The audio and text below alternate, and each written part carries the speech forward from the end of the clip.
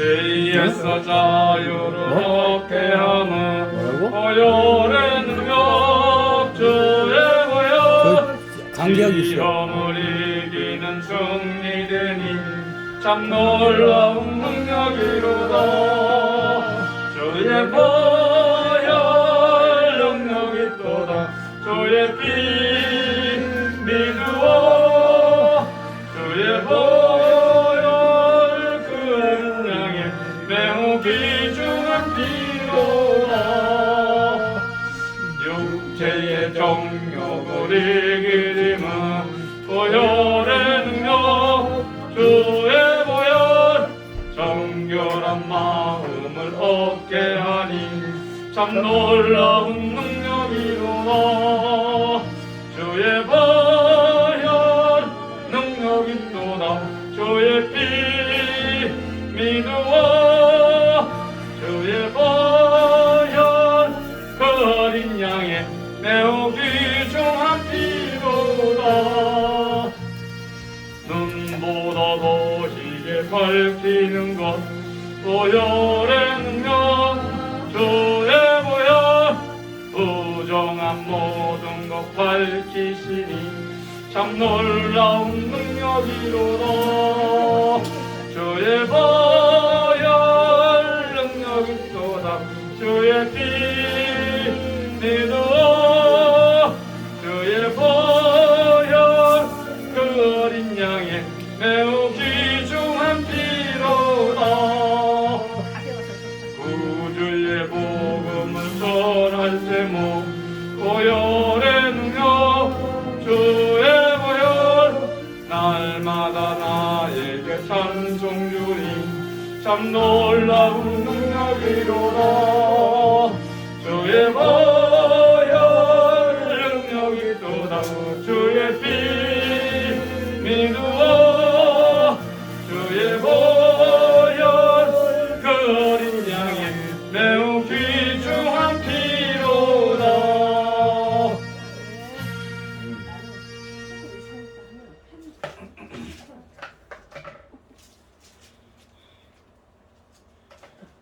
214장 찬양입니다.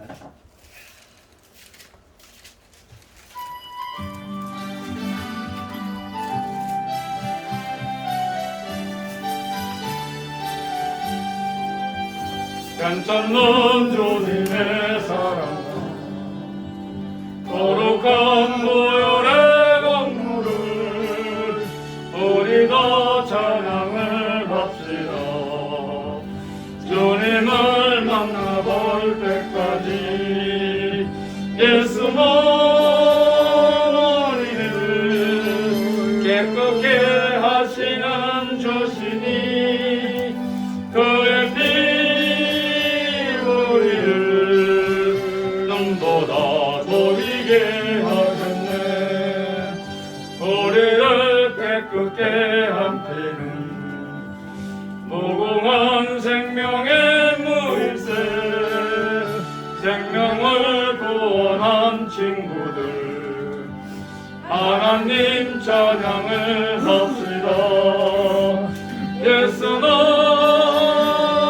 우리를 깨끗게 하시는 주시니 그의 피 우리를 눈보다 보이게 하셨네.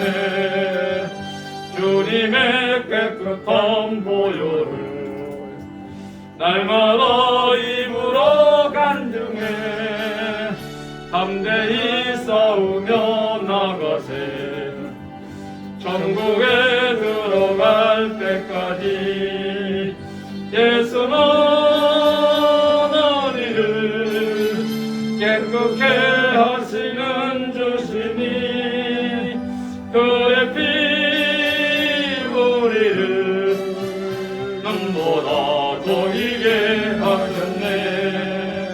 십자가 튼튼히 붙잡고 날마다 이기며 나가세. 머리에 면류관 쓰고서 주 앞에 찬양할 때까지 예수는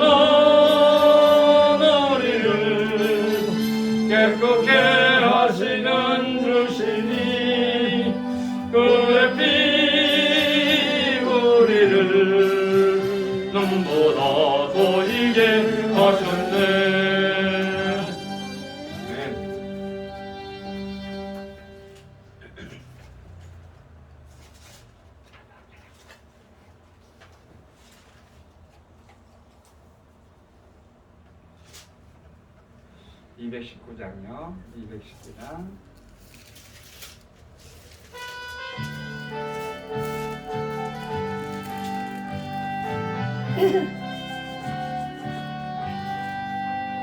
주의 음성을 내가 들으니 사랑하는 말일세.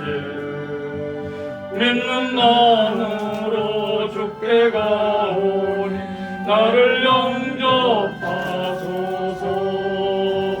내가 매일 십자가 앞에 더 가까이 가오니 구세주의 흘린 보배 피로써 나를 정케 하소서.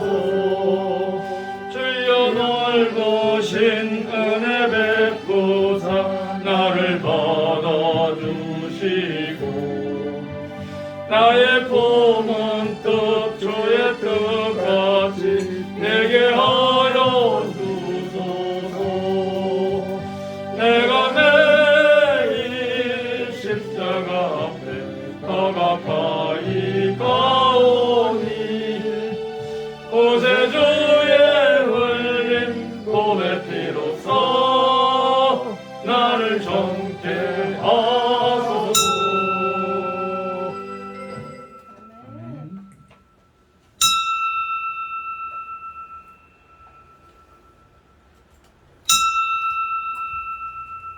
다 같이 묵상기도 드리심으로 주일 오후 예배 하나님께 드립니다. 다 같이 묵도 드립니다.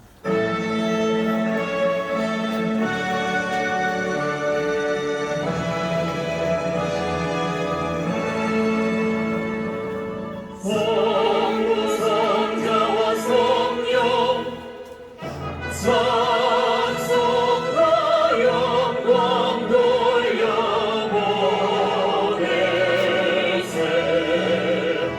대처로 지금까지 오 영원 무궁토록 성삼위의 영광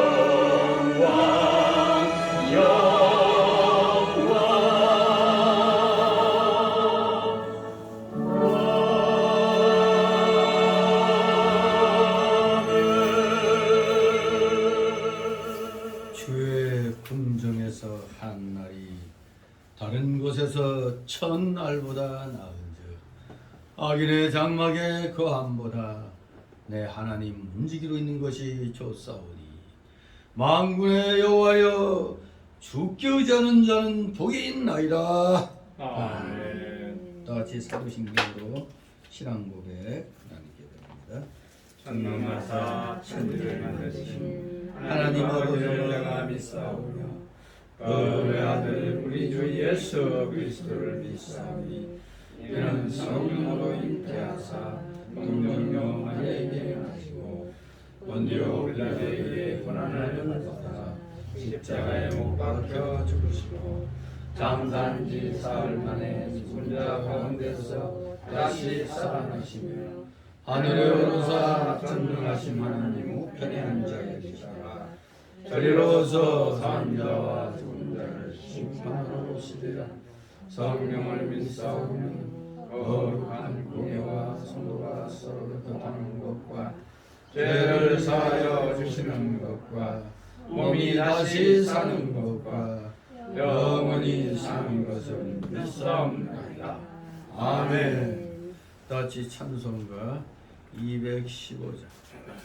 215장 부르신 후 이 시간에 박복실 집사님 기도 인도하십니다. 215장.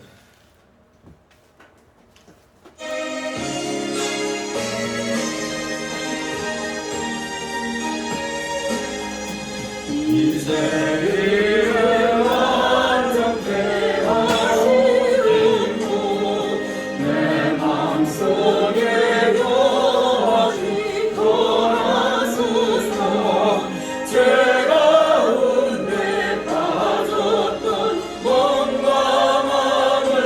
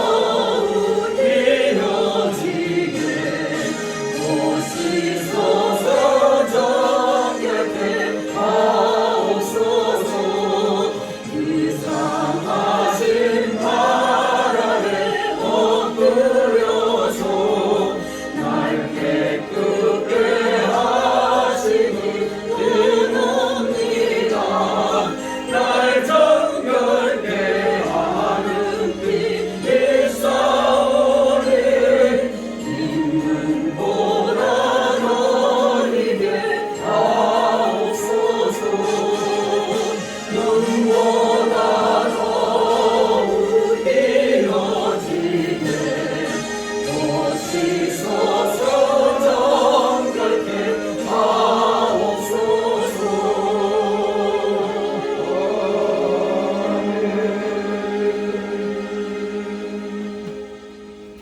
기도.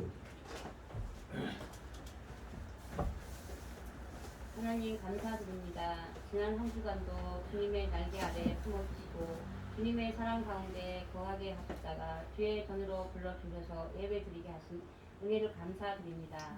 하나님 앞에 서기 부끄러운 모습이지만 믿음을 의롭다 여겨주신 은혜로 말미암아 담대히 주님 앞에 나왔습니다. 하나님, 이 시간 우리의 모습은 세상과 적당히 타협한 삶을 살고 있지 않은지, 주님보다 세상을 더 사랑하지 않은지 우리의 영적 상태를 점검하고 잘못된 길에서 돌이키는 시간이 되게 하여 주시옵소서. 내 생각, 내 뜻, 내 고집 내려놓고 잠잠히 바라보길 원합니다. 우리의 모든 도움에 선지 지으신 여호와께로 말미암을 알기에 하나님께 도움을 구합니다. 전능하신 하나님, 저희는 연약하고 부족하지만 주신 재능과 은사를 나라를 위해 사용케 하여 주시옵소서. 우리 목사님 전하신 말씀에 진리의 말씀이 선포될 때 각자에게 주시는 말씀을 듣고 말씀대로 순종하기를 다짐하는 은혜가 있게 하여 주시옵소서. 말씀이 오늘을 살아갈 양식이 되게 하여 주시옵소서. 오직 예수, 오직 믿음으로 살아가게 하시는 감사드립니다. 모든 악한 사자마귀와 질병으로부터 보호하시고 이기게 하심을 감사드립니다. 주님께 감사와 찬양과 영광을 돌려드리며 예수 그리스도 이름으로 기도드리옵나이다. 아멘. 감사드립니다. 이 시간 오후 시간에 함께 은혜 나눌 말씀 봅니다. 네. 마가복음 7장 9절에서 13절까지의 말씀 우리 교대로 읽도록 합니다. 마가복음 7장 오전에 이어서 7장 9절에서 13절까지 제가 먼저 읽습니다. 9절 또 가라사대 너희가 너희 유전을 지키려고 하나님의 계명을 잘 저버리는도다. 모세는 내 부모를 공경 안 하고 또 아비나 아비를 혐오하는 자는 반드시 죽이라 하거늘 너희는 가로되 사람이 아비에게나 어미에게나 말하기를 내가 드려 유익하게 할 것이 고르반 또 하나님께 들음이 되었다고 하기만 하면 그만이라 하고 제 아비가 어미에게 다시 한 것이라고 하여 줄이기를 아니하여 다 같이 너희의 전한 유전으로 하나님의 말씀을 폐하며 또 이 같은 일을 많이 행하느니라 하시고 아멘. 예, 오늘 오후 시간 제목은 유전의 폐단을 지적하시는 예수님. 예, 유전과 하나님의 말씀 두 번째 시간으로 유전의 폐단을 지적하시는 예수님이라는 제목으로 오늘 이 9절 13절 말씀을 보도록 합니다. 그 전에 우리가 오전에 8절을 한번 좀 더 살펴볼 것이 있었는데 오전에 좀 시간이 많이 갔기 때문에 나머지 그 8절도 한번 우리 더 좀 살펴보고 9절로 넘어가도록 합니다. 8절 같이 읽습니다.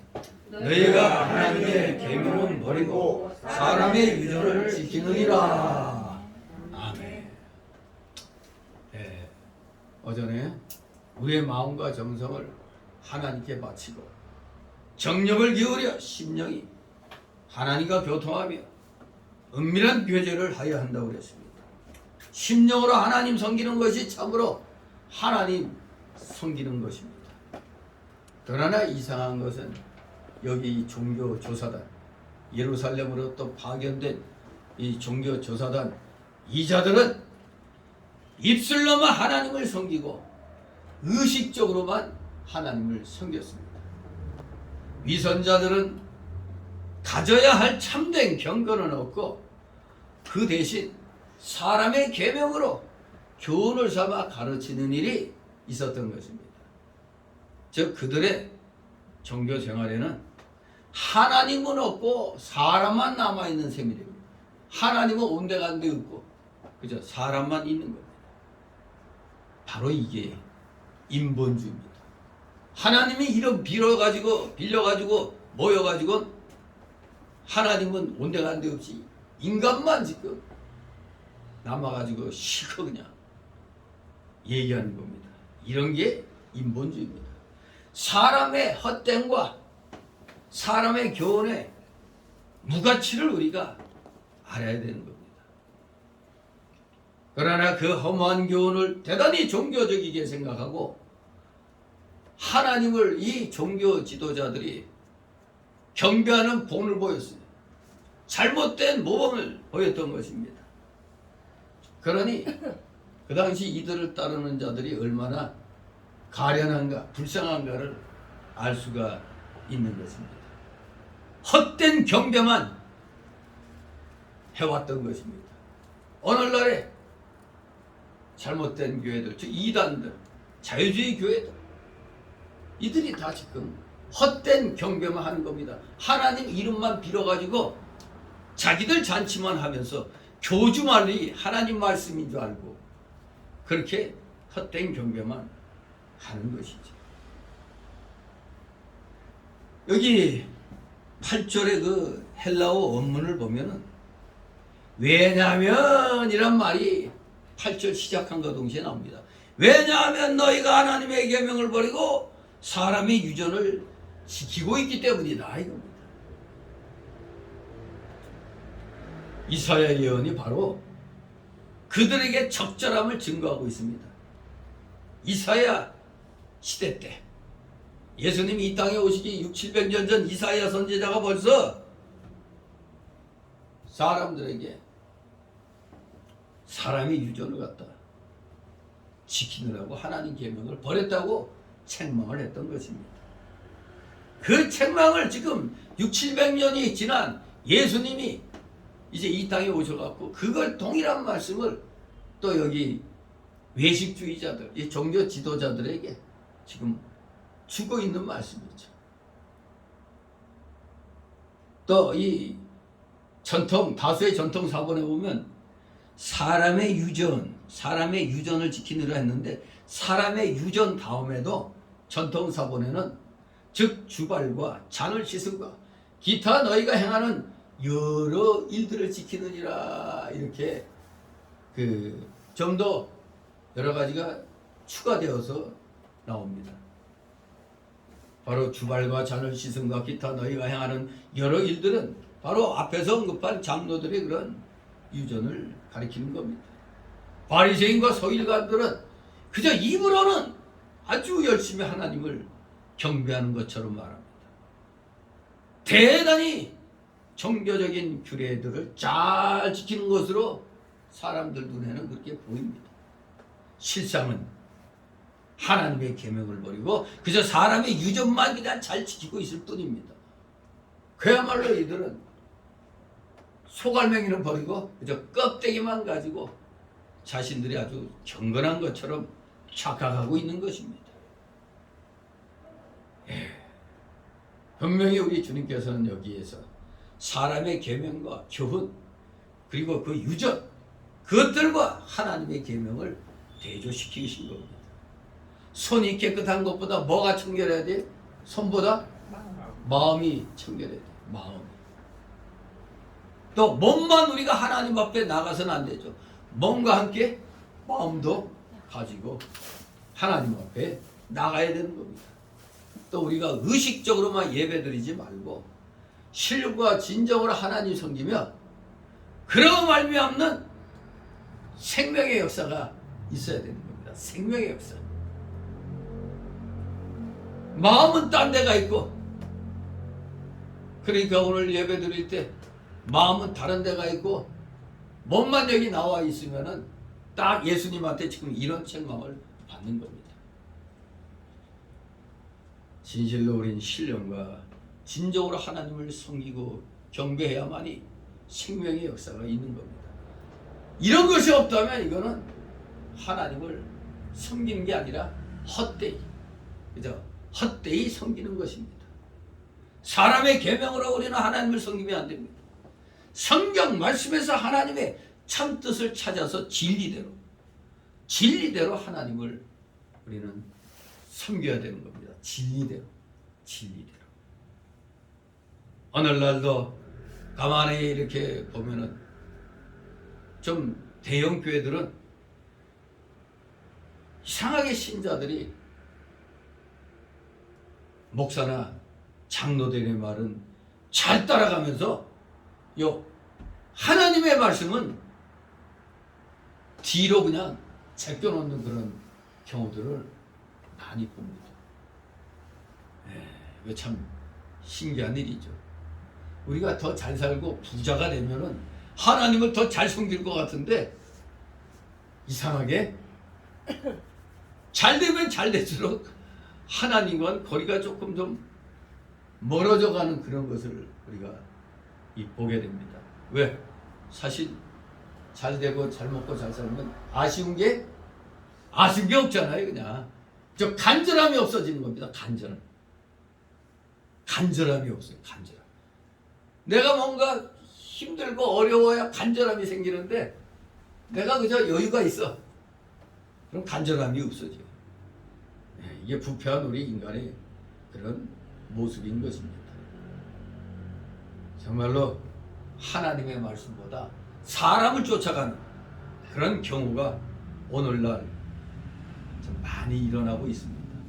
또한 주일날 아침 일찍 그저 흔히 이른바 1부 예배, 2부 예배, 3부 예배, 4부 예배, 5부 예배 이렇게 쭉 예배가 시간이 있으면 하나만 드리면 그저 거기서 하나 자기가 편한 시간을 택해서 그 시간만 예배 드리면 주일 다 지킨 것처럼 생각하죠. 왜냐하면 지금 오전 예배, 오후 개념이 대형 교회는 없어요. 전에 저희가 이 교회를 나와서 이제 개척하기 전에 한번 여러 교회를 다녀보려고 이렇게 알아보러 다니다가 한번 사랑의 교회를 한번 가봤더니 오후에 가봤는데 뭐야 이게 오후 예배는 뭐 청년들 예배라네. 아니 그냥 전체적으로 오후 예배 없냐 그러니까 그건 다 집에서 그냥 가정 예배로 드린다고. 그건 오전 오후 개념은 아예 없고 그냥 1, 2, 3, 4, 5 이렇게 해가지고 그냥 요 부서 요 2부는 뭐 청년들 예배, 뭐 3부는 또 몸 예배 이런 식으로 이제 마음대로 바꿔놓는 거예요. 그저 주일 성수 개념이 없어요. 그게 아예 그래서 그때 벌써 20몇 년 전이죠. 그때가 그러니 그때 대형 교회가 그 정도니까 다른 교회도 뭐 비슷한 현상이라고 볼 수가 있습니다. 정말 주일 성수 개념이 아예 없어졌어요. 그래서 아무 때 적당한 시간 정해가지고 그 시간대 예배 드리면 그 시간은 내 마음대로죠. 내 마음대로 놀러 가고 내 마음대로 세상 일 해도 괜찮은 것처럼 그렇게 가르치는 교회들이 오늘날 많이 있는 겁니다. 그게 벌써 우리 교회들이 하나님 앞에 잘못하고 있잖아요. 그러니까 우리나라가 교회들이 두들겨 맞을 수밖에 없는 거죠. 점점 교회가 대형화되고 나니까 청수 개념이 없어져요. 주일 성수 개념이. 그리고 사람들도 이거 큰 교회 나가니까 그냥 알아서 한 번만 드리면 되더라. 얼마나 편해. 이거 조그만 교회 나갔더니 뭔 놈의 1분 뭐 무슨 오전이니 오후니 뭐 새벽이니 뭐 그거 따지고 있어. 에이 큰 교회 나가는 게 속 편하겠다. 그래서 많이 또 청년들은 큰 교회 나가니까 청춘 남녀가 많잖아. 아이고 배우자 고르기도 좋잖아. 그래서 나가는 거예요. 청춘 남녀들은 그래서 또 많이 나가요. 그래야 보니까 정말로 지금 아주 교회들의 문제가 커진 것은 좋은데 이런 너무 커지니까 똑바로 못하는 거예요 그냥.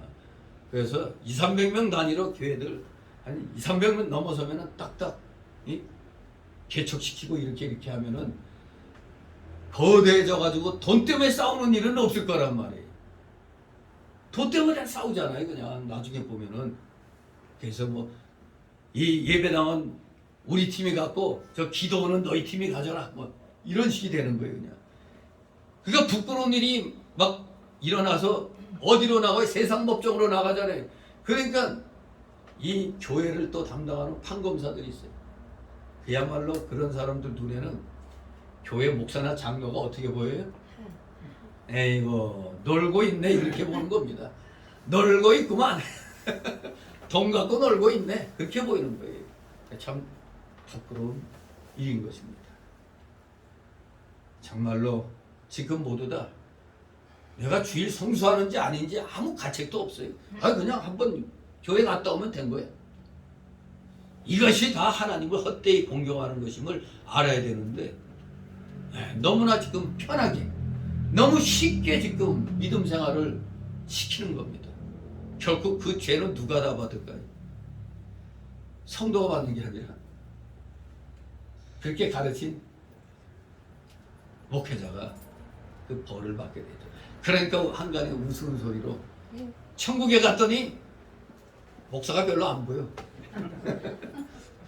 어쩌다가 목사가 오니까 갑자기 모두 일어나서 기립박수. 그러니까 조금 전에 천국에 들어온 장로가 나한테는 기립박수 안 치고 목사라고 또 오니까 기립박수 치네 그러니까 그게 아니고 모처럼 만에 목사가 와가지고 모처럼 만에 목사가 와서 반가워서 그랬다는 거죠. 그냥 서글픈 일입니다. 아무튼 이거 아무나 머리 역할을 하려고 하면 힘든 거예요. 머리 역할을 하는 만큼 그만큼 책임이 많다는 걸 알아야 됩니다. 책임. 그래서 어느 단체건 이 지도자가 된다는 건 그만큼 책임을 다 걸머져야 된다는 것을 잊으면 안 돼요. 그런데 책임은 안 지고 권리만 누리려고 그러잖아요. 지금 다들 그렇죠. 책임은 아예 없어. 입만 나불나불 대고 뭔가 해놓고 잘 되면 좋고 안 되면 그만이야. 이것이 우리의 현대판 우리의 한국 지도자들 전형적인 모습 아니에요? 이 입만 나불나불 대고 뭐 일 벌어지면 나 그때 그러진 않았어 그냥 그 말은 안 했어 이렇게 다 발뺌하는 겁니다. 아무튼 오늘날 우리 기독교가 어려움을 겪었던 것은 바로 진리를 제대로 가르치지 않은 데 대한 하나님의 가벼운 징계인 줄 알아요. 진짜 가벼운 징계죠. 만약 무거운 징계 내렸으면 윤석열이가 된 게 아니라 찐맹이가 돼요. 찐맹이. 지금 이 부정선거를 밝히는 놀라운 양반들이 있어요. 이들이 계산한 건 사전 투표에서 무려 360만 표, 거의 400만 표를 조작했다고 그 증거를 들이대고 있거든요. 이게 당일 투표에서는 하기 어려운데 그 당일 투표에서도 부정하는 걸 발견한 사람 있잖아요. 뭐 따라락 넘어갈 때 2번이 1번으로 다 넘어가는 거예요. 그거 잡았잖아요. 이 당일 투표에서는 무조건 10몇 프로 이기는 거거든. 그러니까 그걸 조사하고 연구한 사람들이 하면은 사전 투표에서 무려 30%가량을 조작해냈다는 거예요. 조작해서 집어넣었다는 거예요. 이게. 아무튼 그러니까 여기에서 당일 투표 때 진 걸 막 까고 뭐 이렇게 해가지고 보정시킨 게 그냥 0. 몇 프로가 차이 난 거죠. 원래 계산대로는 30%를 넣어야 되는데 아마 이게 10%에서 20% 그 정도밖에 못 넣은 모양이에요. 그러니까 아슬아슬하게 진 거죠. 절대 이 박스권에 이제까지 모든 여론조사에서 모든 저 여당 편에 섰던 그 여론기관들도 다 아무리 그 조사해도 딱 박스권에 갇혀 있었어요. 35에서 40%. 여기를 못 벗어났는데 47. 몇 프로라는 게 말이 안 되는 거죠. 아무튼 우리가 오늘날 정말로 대한민국도 기사회생했지만 우리 기독교도 기사회생한 겁니다. 하나님 앞에 우리가 지금까지 헛되이 경배드렸기 때문에 사회의 그 모든 비난의 초점이 우리 기독교에게 집중되고 뭐 하면 누구만 두들겨 팬다? 기독교만 두들겨 패는 거예요. 그냥 그런 꼴을 당했는데 그래도 깨어있는 일부 하나님의 그 귀한 일꾼들 때문에 우리가 아슬아슬하게 이제 정상의 위치로서 그 자리를 지금 잡을 수가 있는 겁니다. 여기서 까딱 잘못하면은 교만에 빠지고 또 그냥 목회자들끼리 서로 또 그냥 뭐 자기 다툼하고 뭐 하면은 또 하나님의 징계가 어떻게 올지 모르는 거죠. 진실로 중요한 것은 하나님 말씀대로 우리가 지금부터라도 하나라도 더 하나님 말씀이 명한 데 맞춰서 우리가 가야 하나님으로부터 책망받고 정말로 치도건당하지 않는 그런 방향으로 이제 흐르게 되는 겁니다. 그렇기 때문에 우리는 진짜 감사를 해야 돼요. 안 그러면 계속해서 주님이 9절 13절을 통해서 아주 강력하게 우리를 책망을 하시는 겁니다. 9절 10절 같이 있습니다. 또 가라사대 너희가 너희 유전을 지키려고 하나님의 계명을 잘 저버리는도다. 모세는 네 부모를 공경하라 하고 또 아비나 어미를 회방하는 자는 반드시 죽으리라 하였거늘. 아멘. 이제 우리 예수님은 인간의 유전이 하나님의 계명을 어떻게 저버렸는가를 확연히 드러내 보이기 위해서 이제 구체적인 신뢰를 지금 출애굽기 20장 12절 21장 17절의 그 말씀을 인용해 가지고 지금 신뢰로 들어서 설명합니다. 지금 사람의 유전과 하나님의 계명을 우리 주님이 지금 다시 지금 대조시키는 겁니다. 사실 이 위선자들의 무지함은 대단히 심각한 것입니다. 첫째는 그들의 위치가 유대인들의 그 정신적인 지도자, 정신적인 그런 지도자, 이 종교 지도자들이었잖아요. 그러니까 심각한 겁니다. 그들이 사람의 유전, 하나님 말씀보다 장로들의 유전을 지키기 위해서 엉뚱하게 하나님의 계명을 저버리는 그런 실정에 있었다는 사실이 무지함입니다. 얼마나 무지한가. 무지함의 도가 너무너무 심각하게 된 겁니다. 어떻게 사람의 유전을 지키려고 전에 내려오는 그 전통과 풍습을 지키려고 하나님 말씀을 뒤로 제쳐놓느냐 이겁니다. 정말로 완전히 거꾸로가 됐습니다. 처음에는 좋은 의미로서 시작을 했을 텐데 이게 세월이 흐르면서 거꾸로 되는 겁니다.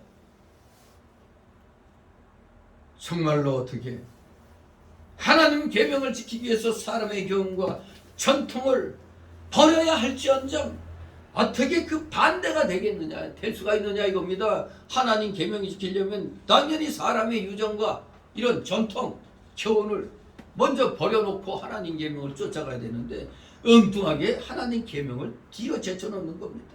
그래서 원문에 보면 이 10절 앞에 또 여기도 8절 앞에 나온 것처럼 왜냐하면 이란 말이 나옵니다. 왜냐하면 하니까 뭐뭐 어떤 이유 때문이라는 걸 앞에서 그런 얘기한 것은 바로 이런 이유 때문이라고 원인을 말하는 겁니다. 왜냐하면 모세는 앞에 9절에 보면 너희 유전을 지키려고 하나님의 계명을 잘 버리는도다. 왜냐하면 모세는 네 부모를 공경하라고 또 아비나 어미를 회방하는 자는 반드시 죽으리라 하였기 때문이다 이겁니다. 그런데 어떻게 하나님의 계명을 저버리느냐 이겁니다. 정말로 10절 말씀은 앞에 8, 9절의 말씀에 대한 근거와 예증을 제시하는 말씀입니다. 모세는 이란 말 했을 때는 벌써 이것이 무엇을 말합니까? 그 당시에 모세는 하면 모세 오경을 말하는 겁니다. 모세 오경. 모세 오경의 내용은 누구 말이죠? 모세 말이에요? 하나님 말이에요? 하나님 말씀이죠. 모세 오경이라고 모세가 한 말씀이라고 생각하면 안 됩니다. 하나님이 주셔서 기록한 거니까. 누가? 모세가. 모세의 말이 인간의 말이 아닌 하나님의 말씀입니다. 예수님께서 바리새인과 서기관들에게 너희는 어찌하여 사람이 유전으로 하나님의 계명을 저버리느냐고 범하느냐고 반문을 하셨던 겁니다. 하나님의 계명은 출애굽기 20장 12절에 분명히 네 부모를 공경하는 거라고 했습니다. 또나 출애굽기 또 21장 15절 17절에 보면은 아비나 어미를 치는 자는 반드시 죽이리라고 했어요. 또 저주하는 자 죽으리라 그렇게 말씀하고 있습니다. 아비나 어미를 배반하는 자는 반드시 죽으리라. 오늘날의 사람들 정말 저 양로원이나 이런 요양병원에 가면은 죽을 자녀들 꽤 많죠. 죽어야 될 자녀들 꽤 많죠. 모시기 싫으니까 무조건 편하게 그냥 요양병원에. 사실 요양병원이나 이런 요양원에는 정말 부자가 돼가지고 너무 시설이 잘 돼서 부자들이 그 노후 생활하기 좋게 된데, 그런데 외에는 다 제정신 갖고는 거기에 못 가 있어요. 왜? 거기 가면 다 그냥 죽음 대기장소잖아요. 대기장소에 대기장소. 거기 가서 이렇게 보면 오늘 가시려나 내일 가시려나 정말 비참한 거예요. 그래서 현대판 고려장 치르는 데가 요양병원이나 요양원인 것이죠. 부자들이 가는, 부자 노인네가 가는 그런 데가 아니고 그냥 어쩔 수 없이 그냥, 물론 자녀들도 사정이 있죠. 먹고 살려고 하는데 일은 해야 되는데 참 아픈 부모가 있으면은 참 일도 못하고 뭐 그렇게 되니까 어쩔 수 없이 또 이렇게 모시는 경우도 있습니다만, 근데 그렇지 않은 경우도 상당히 많이 있어요. 그냥 이거 우리 모르겠다고 그냥 자 형제들끼리 돈 모아가지고 그냥 요양원에 그냥 그리고 그냥 돌아가신 날만 기다리는 거예요. 자, 안타깝죠. 그런 자들은 성경 말씀대로 말하면 반드시 죽으리라, 저주받아 죽으리라에 해당되는 거죠. 신명기 27장 16절에도 그 부모를 경홀히 여기는 자는 저주를 받을 것이라 할 것이, 모든 백성은 아멘 할지니라. 또 신명기 21장 18절 21절에는 완악하고 패역한 아들에 대해서, 잠언 30장 17절에는 아비를 조롱하며 어미 순종하기를 싫어하는 자의 노는 골짜기에 까마귀에게 쪼이고 독수리 새끼에게 먹기리라. 한마디로 불효하는 자들은 하나님의 저주를 받아요. 불효하는 자들은 하나같이 하나님의 저주를 받도록 되어 있습니다. 11절에서 13절 같이 있습니다. 너희는 가로되 사람이 아비에게나 어미에게나 말하기를 내가 드려 유익하게 할 것이 고르바 또 하나님께 드림이 되었다고 하기만 하면 그만이라 하고, 제 아비나 어미에게 다시 아무 것이라도 하여 드리기를 하지 아니하여 너희의 전한 유전으로 하나님의 말씀을 폐하며 또 이 같은 일을 많이 행하느니라 하시고. 아멘. 예, 정말로 오늘날 효가 뭔지 모르는 사람들에게 아주 무서운 그런 경고의 말씀입니다. 골짜기에 까마귀에게 쪼이고 독수리 새끼에게 먹힌다. 차라리 양로원이나 그 요양병원에 이 잠언 30장 11절 말씀은 입구에다 그냥 탁 써놓는 게 낫겠어. 아비를 조롱하며 어미 순종하기를 싫어하는 자의 눈은 골짜기에 까마귀에 쪼이고 독수리 새끼에게 먹히리라. 그러면 아마 그 요양원이나 요양병원에 오는 자녀들은 순간 그거 보면은 뜨끔할 겁니다. 무서운 말씀이죠. 두려워하는 자들에게. 그런데 바리새인들은 아비나 어미에게 말하기를 내가 드려 유익하게 할 것이 고르바 곧 하나님께 드림이 되었다고 하기만 하면 그만이라 하여 제 아비나 어미에게 다시 아무 것이라도 하여 드리기를 허락지 아니한다고 그랬습니다.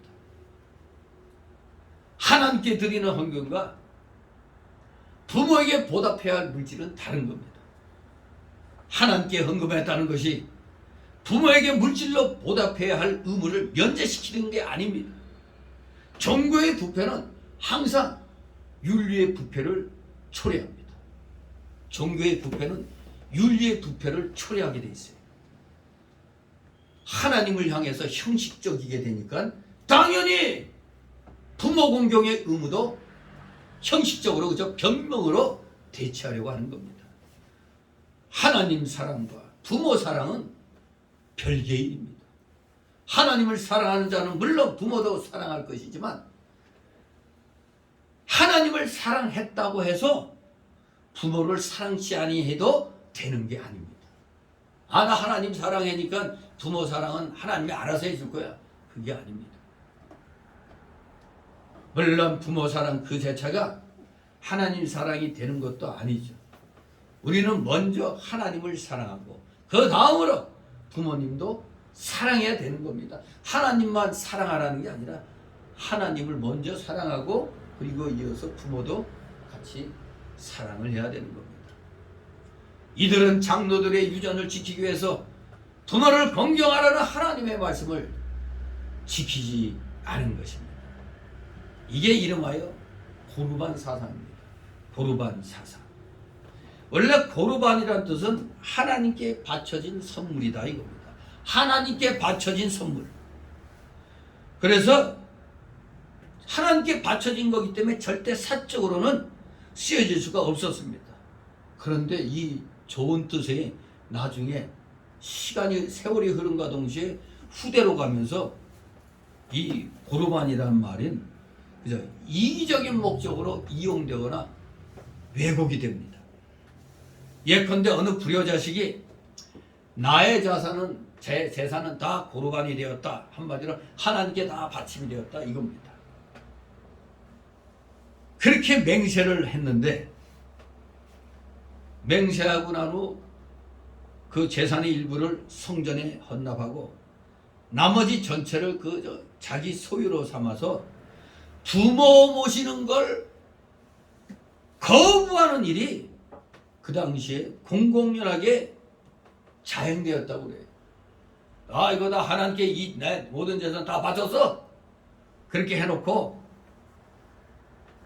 그래서 그걸 실천하려고 일부는 먼저 바쳐놓고 나머지는 이제 내 마음대로 쓰는 거예요. 그러면서도 부모 형제가 와서 좀 도와달라 그러면 아, 없는데 다 하나님께 바쳐진 거라 사적으로 쓸 수 없다고. 아, 요렇게 또 아주 머리를 돌리는, 예나 지금이나 하여간 머리 굴리는데 선수인 사람들이 상당히 많이 있는 겁니다. 정말로 하나님께 다 바쳤기 때문에 나 부모 모시 돈이 없어.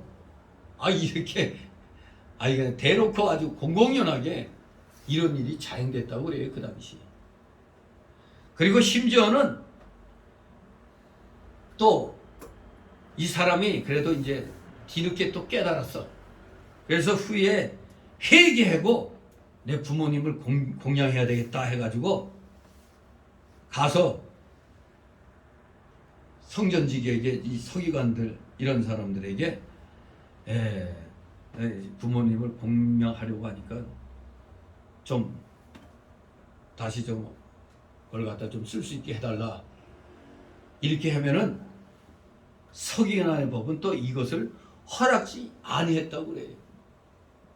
자기가 회개하고 처음에는 자기 욕심 부려갖고 다 바친 거라고 해놓고 일부만 딱 바쳐놓고 나머지는 자기가 막 쓰면서도 나중에 또 후에 회개해가지고 아, 좀 안 되겠다. 좀 가서 좀 더 부모 모셔야 되는데 좀 부족하니까 좀 다시 좀 달라고 해야겠다. 이렇게 했을 때 이미 서기관은 그 하나님께 바쳐졌기 때문에 안 된다. 아니, 허락지 않았다는 겁니다. 이것은 출애굽기 20장 12절, 21장 17절의 말씀에 정면으로 위배되는 것이라고 할 수가 있는 겁니다. 그러므로 그리스도를 위하여 부모까지 미워하라는 누가복음 14장 26절의 이 말씀은 결코 가볍게 이해되어서는 아니 되는 겁니다. 다만 맹목적 효에 급급한 나머지 큰 일을 저버리는 자보다는 불가피한 상황에서 부모보다 진리를 택할 줄 아는 자야말로 진정한 부모 공경의 진정한 의미를 깨달았다고 볼 수가 있는 겁니다. 그저 맹목적인 효, 내 부모님 돌봐야 되기 때문에 교회다 낼 것 없어, 이렇게 생각하면 아니 된다는 얘기죠. 그저 하나님 나라와 의를 먼저 구하는 게 우선이라는 걸, 그걸 항상 잊으면 안 되는 겁니다. 불가피한 상황에서 내가 좀 더 먼저 하나님 거 약속 드리고 지키고 나서 부모를 내가 정신전력을 다해서 내가 공경하겠다, 이런 자세를 가져야 되는 거예요. 그런 자가 진정 부모 공경의 진정한 의미를 깨달은 거다 말할 수가 있지. 에이, 난 부모를 모시는 게 우선이야 하면서 교회의 그 의무를 저버리면은 이거는 고르반 사상에 젖은 거의 또 한 면이라고 볼 수가 있어요. 그냥 무조건 내가 하나님께 바치기로 했다, 그걸로 끝나는 게 아니라 여기 나중에라도 후에 회개해가지고 다시 하나님께 내가 이거 다 바치기로 했지만, 말로는 그렇게 했지만 속으로는 사실 또 일부는 또 자기 거가 돼 있는 거거든요. 일부만 좀 이렇게 내고 그러다가 이제 마음을 돌이켜서 하나님, 제가 좀 생각이 짧았습니다. 저도 부모님 공경해야 될 그런 상황이라 하나님 용서해 주옵소서 하고 이렇게 회개하고, 그런 욕심먹은 마음을 회개하고 이렇게 부모님 섬기는데 쓰면 좋은데, 그 당시 아예 서기관들은 아예 이미 한번 바쳤으면 끝이야, 그걸로 그냥 딱 종을 쳐버렸던 것입니다. 아무튼 대개 보면 이기심으로 부모 모시기를 거부한 일을 했었는데, 그나마 뒤늦게 회개하고 나면은 아직 바치지 않은 그것은 말로만 그렇게 했을 뿐인데, 다시 부모님 섬기는데 좀 힘을 쓰겠습니다 그러면 일단 그럼 먼저 바친 게 있으니까 일단 그건 그렇게 하시오 할 수도 있는 거거든요. 아직 안 바쳤으니까 마음으로만. 근데 그 마음은 자신밖에 모르죠. 정말로 다 바친 건지, 정말로 마음으로 다 바치기를 서운했다면, 오늘날로 말하면 서운이죠. 하지만 그럴 때 이게 좀 또 이것도 속으로는 자기 부모 안 모시려는 욕심으로 그렇게 할 수도 있는 거거든요. 그거는 잘못된 점을 빨리 회개하고 그걸로 또 하나님께 회개하고, 또 물질의 일부를 또 부모를 위해서 쓸 때는 하나님이 뭐라고 안 하시는 겁니다. 부모 공경하라고 했잖아요. 거짓된 일로 속이는 거거든요. 그러니까 바치지도 않으면서 하나님께 바쳤다, 그렇게 얘기하는 거거든요. 또 대부분 사람들은 바치지도 않았어요. 또 이런 사람들. 그러니 아주 그냥 어려운 형제나 부모가 와서 이제 좀 도와주라 하셨을 때 안 됩니다. 이거 하나님께 내가 바치기로 마음 먹었어요. 마음 먹었어. 다 갖다 준 것도 아니면서 마음 먹었기 때문에 안 됩니다. 이런 일이 비일비재했다는 거예요. 그 당시. 정말로 사람의 유전을 지키려고 부모를 공경하라는 이 하나님의 말씀을 지키지 않은 이 고르반 사상, 정말로 부모 공경의 진정한 의미를 우리가 성경을 통해서 분명히 깨달아야 돼요. 하나님만 사랑하라겠다고 하나님만 사랑하는 게 아니잖아요. 먼저라고 그랬지. 먼저 하나님 사랑하고 그 다음엔 부모도 사랑해야 되는 겁니다. 하나님만 사랑했으니까 땡! 하나님이 알아서 해주겠지. 그게 아닙니다. 진실로 우리는 이 당시에 그 고르반 사상, 오늘날에도 자기도 모르는 가운데 고르반 사상에 젖어 있는 사람 많죠.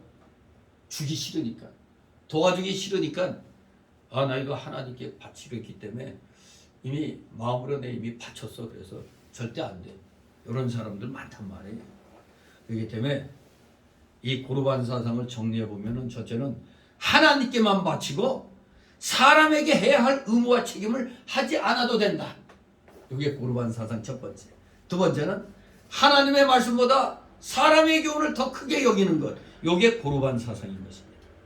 그래서 예수님께서 그들에게 너희는 사람의 교훈을 지키기 위해서 하나님 말씀을 폐하는 자라고 책망을 하신 겁니다. 우리가 마땅히 부모를 공경하되 부모가 나에게 잘해줄 때만 하는 게 아닙니다.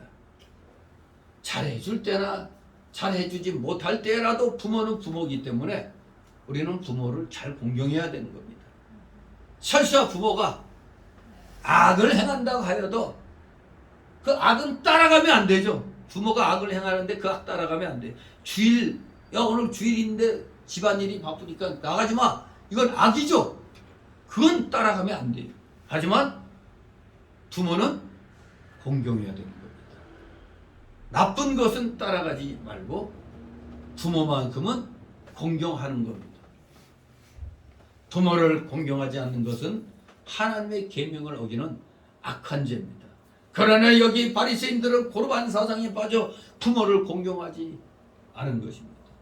말로는 경건한 체하고 하나님 먼저 말은 잘합니다.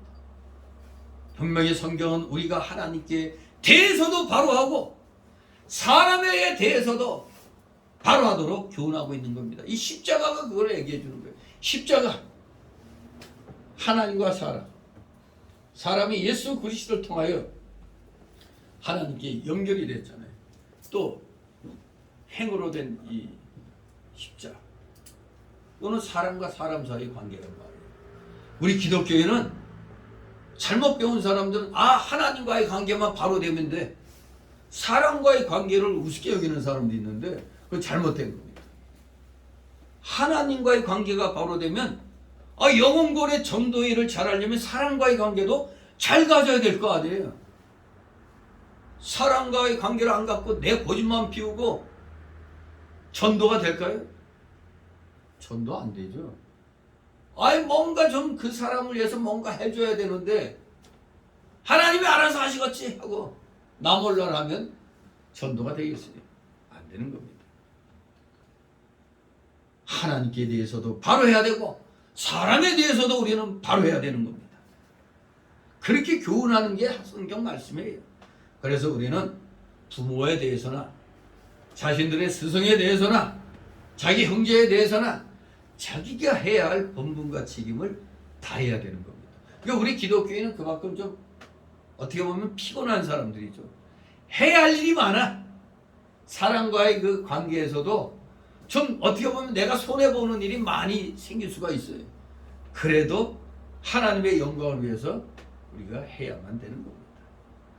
사람에게 대한 일을 무시해서 의를 지키지 아니하고 도덕을 파괴하며 자기 의무와 책임을 다하지 않는 사람은 믿음으로 나가는 게 아닙니다. 그래서 제가 한때는 친구들과의 관계도 거의 연락도 안 하고 지내다가 나중에 그래도 이놈들에게라도 좀 전도하려면은 이 관계를 끊으면 안 되잖아. 그래서 계속 그 연락은 오지만 내가 연락을 안 하다가 어느 날부터 이제 연락 오면은 만나자 그러면 만나기 시작했죠. 그러니까 이제 대화가 이제 통하는 거죠. 이거 예수 믿더니 아예 그냥 친구들하고 관계 다 끊었네. 그러니까 뭐 남자들 친구 만나면 맨날 술 먹고 뭐 그런 거죠. 근데 그런 술 먹는 자리에서도 딱 예수 믿는 사람답게 자세를 딱 갖추면은 술 권해도 예수 믿는 사람이 술은 안 먹지 하고 그런 자리에서도 자신 있게 예수 믿는 사람으로서 그 자세를 지킬 자신이 있으면 이제 관계를 다시 회복해야죠. 그래야 만나야 그 전할 거 아닙니까? 그러니까 어느 틈엔간 어디 또 모여서 친구 집에 가면은 배 목사 요새 기도 좀 해줘. 그렇게 나가요 그냥. 그럼 또 기도하면 또 잘 또 그냥 같이 따라해요 그냥. 그러니까 알게 모르게 흐름이 그렇게 되더라고요. 아무튼 우리 사람과의 관계도 잘 우리가 행해야 됩니다. 그래야 뭐 영혼권의 전도일을 할 수가 있는 겁니다. 근데 이런 것을 게을리하고 무시하고 의리도 안 지키고 내가 해야 할 본분 이런 거 의무 책임 안 하면 그 믿음으로 나간다고 볼 수가 없습니다. 하나님 앞에 바로 하기 위해서는 하나님을 가까이 해서 영으로 하나님 섬기며 말씀을 순종해야 돼요. 그래서 하나님이 주시는 그 지혜와 능력으로 또 세상에 나아가서 사람 만나서 교제를 나눠야죠. 우리 기독교가 세상 종교하고 다른 점이 뭐겠어요? 우리 기독교는 세상에 나가서 소금과 빛의 역할을 하는 거지만 승교들은 어떻게 하죠? 그냥 산중에 들어가서 혼자 도 닦고 세상을 멀리하는 거잖아요. 그게 차원이 다른 겁니다. 우리는 세상 속에서 어울리면서 말씀을 전하는 겁니다. 그리고 돈을 보이는 거잖아요. 근데 우리 한국 목사들은 우리나라가 원래 그 옛날부터 유교, 불교, 도교의 영향이 있어가지고 좀 산속에 들어와서 좀 도 닦으면 대단히 거룩하게 배고 뭐 그렇잖아요. 그래서 우리나라 사람들 뭐 뻑하면 계룡산에서 내가 5년을 도 닦았어. 뭐 설악산에서 뭐 어디서 지리산에서 내가 5년을 도 닦고 또 계룡산에 가서 몇 년을 하고 또 금강산 가서 몇 년 하고 아니 산에서 도 닦는 거 자랑하잖아요. 자기 경력으로. 그런 사람들이 뭐 정친다고 이제 나오면은 무슨 도사 요번에 그냥 한참 그 선거 전에 그 여야 간에 서로 미신 논쟁 막 했죠. 그런데 진짜 미신 가지고 해던 자들이 여당한테 아예 대대적으로 그냥 구출하고 말이에요. 그냥 그렇게 하는 자들이 참 하나님 보시기에 참 안 좋은 일입니다. 확 보면은 정신들이 특히 미신 쪽에 강하잖아요. 뭔 날 되면 요번엔 제가 될 것 같습니까? 안 될 것 같습니까? 그렇게 많이 하죠. 영화에서도 그런 게 많이 나오잖아요. 아무튼 우리는 하나님 앞에 바로 하려면 분명히 하나님을 더욱더 가까이 하고 영으로 하나님을 섬기고 말씀을 순종하면서 주시는 지혜와 능력으로 진정 세상에서 소음과 빛의 역할을 감당해 나가야 되는 겁니다. 그래서 우리가 사람 앞에 바로 하기 위해서는 첫째가 부모를 먼저 공경할 줄 알아야 돼요. 부모 공경, 이게 10계명 중에서 5계명에서 10계명까지는 사람과의 관계잖아요. 거기서 제일 첫째가 부모 공경 아닙니까? 부모 공경이 우선입니다. 그리고 성도로서의 행위를 바로하고 형제로서의 책임을 다하고 윗사람에게나 아랫사람에게 그리고 동료에게 그 모든 것을 바로 해야 되는 겁니다. 이게 우리 기독교인이 그래서 피곤한 겁니다. 쉬운 게 아니에요. 기독교인이어서 자기 책임을 다하려면 이렇게 힘든 겁니다. 쉬운 게 아니에요. 세상 말로 우리 기독교 믿음은 무슨 뭐 나이롱 뽕 해가지고 딴 게 아닙니다. 그야말로 여러 가지 고초를 당하면서 연단을 받으면서 믿음이 큰 겁니다. 다들 진실로 이렇게 우리 자신을 바로 하게 되면 국가와 사회에 대해서도 자기 의무와 책임을 방어할 줄 알게 되는 겁니다. 국가와 사회에 대해서. 왜? 우리는 산중에 있는 게 아니잖아요. 세상에 나와 있기 때문에 주변에 우리 부모, 형제, 친구들, 이웃에게 잘하고 그리고 나서 이제 좀 더 큰 그림을 국가와 민족과 사회를 위해서 우리가 또 책임과 의무를 다해야 되는 겁니다. 사람에 대한 책임 가운데는 당연히 복음을 전해주는 것이 포함이 되죠. 하나님의 말씀을 전해주어도 믿지 않고 망하는 것은 우리에게 책임이 없죠. 그러나 우리가 전해주지 않아서 믿지 않고 지옥에 가서 망하면 우리에게 책임이 있음을 에스겔서 3장 18절 19절에서 말씀하고 있죠. 내가 전하지 않아가지고 망하면 우리에게 책임이 있는 겁니다. 나에게 책임이 있는 거예요. 그런데 이 당시 이 종교 지도자들 가운데서도 특히 보수라고 하는 이 바리새인들, 이들이 하나님 말씀보다는 사람의 유전을 지키는데 아주 전심전력을 기울입니다. 그러니 의식주의와 형식주의에 빠져버리는 겁니다. 의식주의와 형식주의에 빠지니까 성경 말씀을 경히 여기게 되고 순종하지 못하게 되는 겁니다. 그래서 하나님의 말씀을 위반하였음에도 불구하고 여전히 장로들의 유전을 따라가는 겁니다. 오전 예배 때 초두에 소위 소극적 의미의 외식이 있고 적극적 의미의 외식이 있다고 그랬죠. 바로 적극적 의미의 외식은 뭐라고요? 자기들 스스로가 외식을 행하는 줄 알면서 하는 겁니다. 즉 이 바리새인들이 그랬다 이겁니다. 그 당시 바리새인 서기관들, 흔히 종교 지도자들이 이게 외식인 줄 알면서도 행해 나갔던 겁니다. 그래서 성경 말씀을 위반하였음에도 불구하고 그대로 장로들의 유전을 따라가면서 하나님 말씀을 무시하고 그냥 나갔던 겁니다. 이 당시에 이들은 적극적으로 외식을 하고 나간 사람들입니다. 적극적인 외식주의자들입니다. 그러므로 우리 예수님께서는 바로 그것을 책망하신 겁니다. 바로 여기에서 우리에게 분명히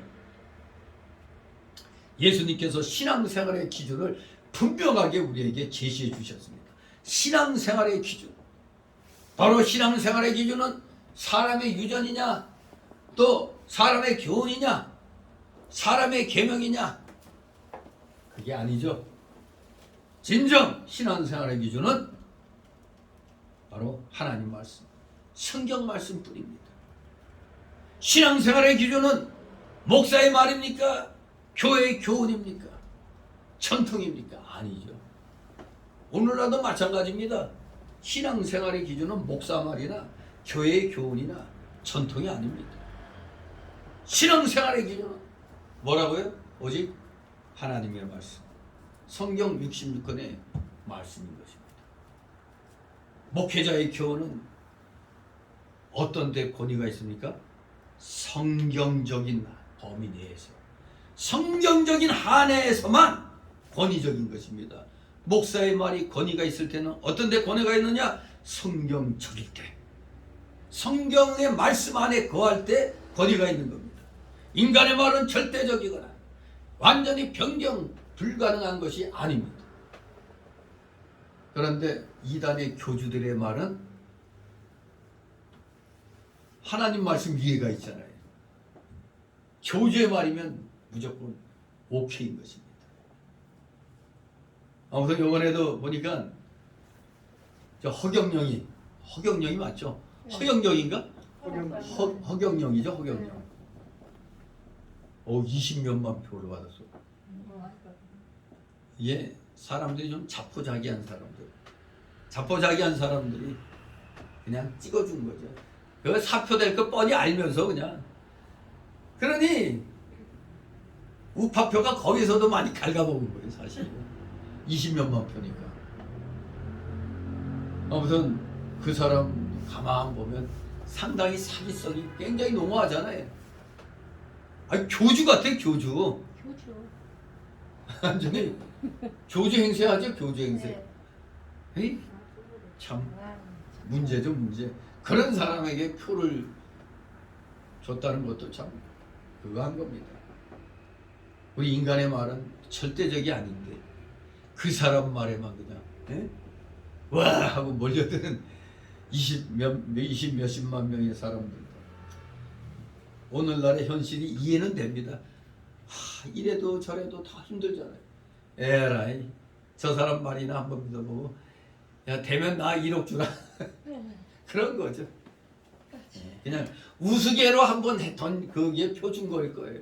된다고 생각할 수는 없으니까. 아무튼 인간의 말은 절대 그 자체로는 신적인 권위를 못 가집니다.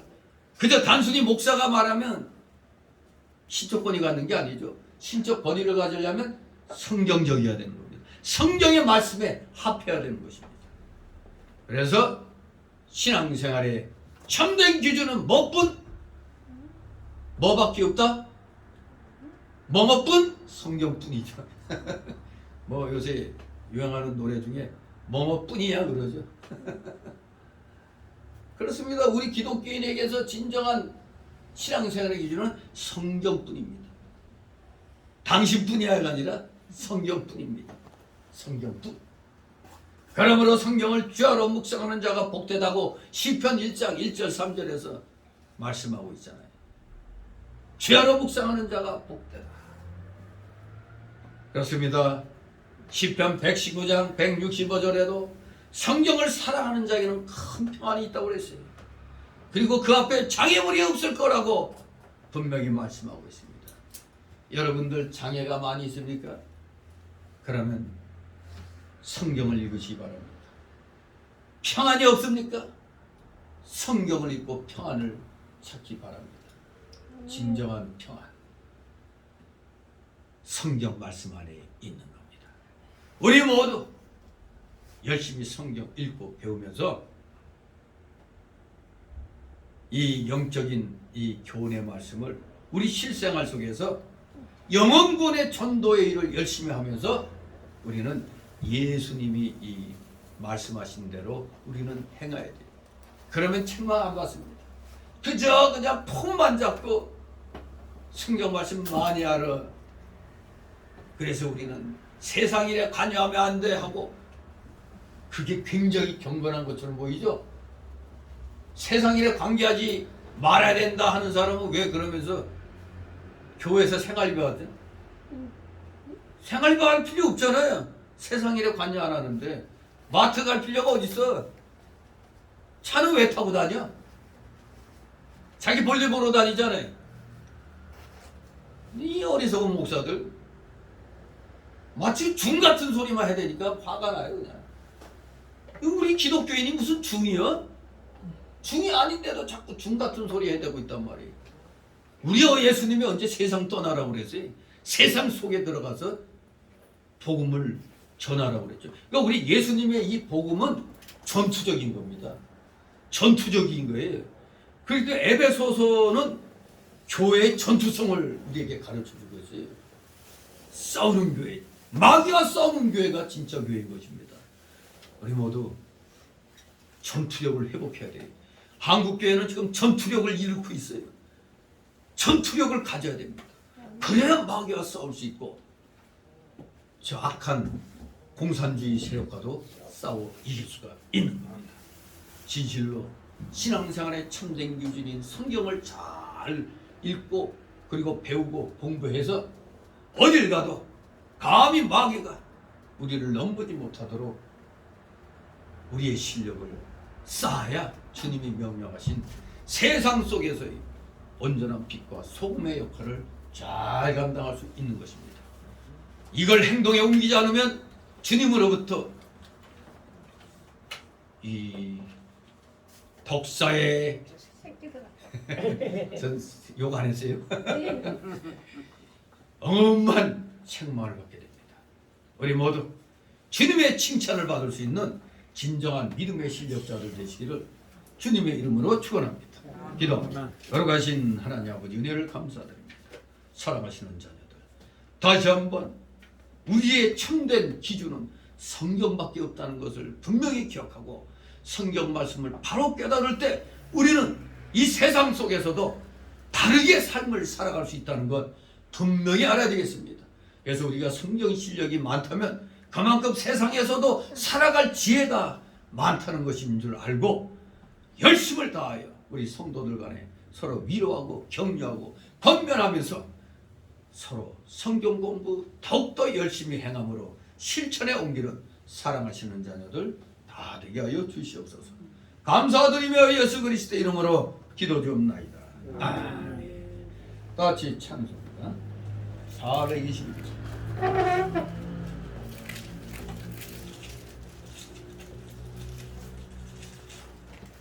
421장 찬송드립니다.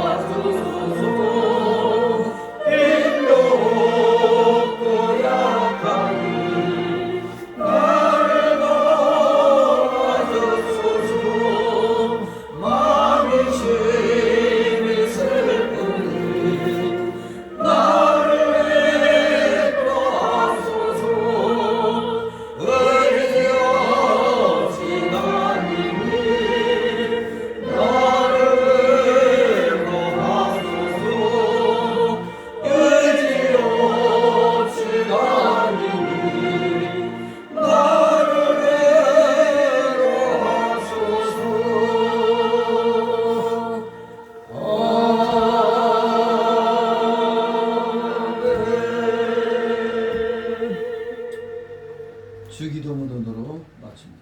하늘에 계신 우리 아버지, 이름이 거룩히 여김을 받으시오며 나라의 이루시며 뜻이 하늘에서 이룬 것 같이 땅에서 이루어지고 나라의 이름을 주시고 우리가 우리에게 죄를 사는 것 같이 우리의 사랑을 줍시고 우리를 시험에 들게 마옵시고 다만 악에서 구하옵소서. 내게 나라와 권세와 영광 아버지께 영원히 있사옵나이다. 아멘.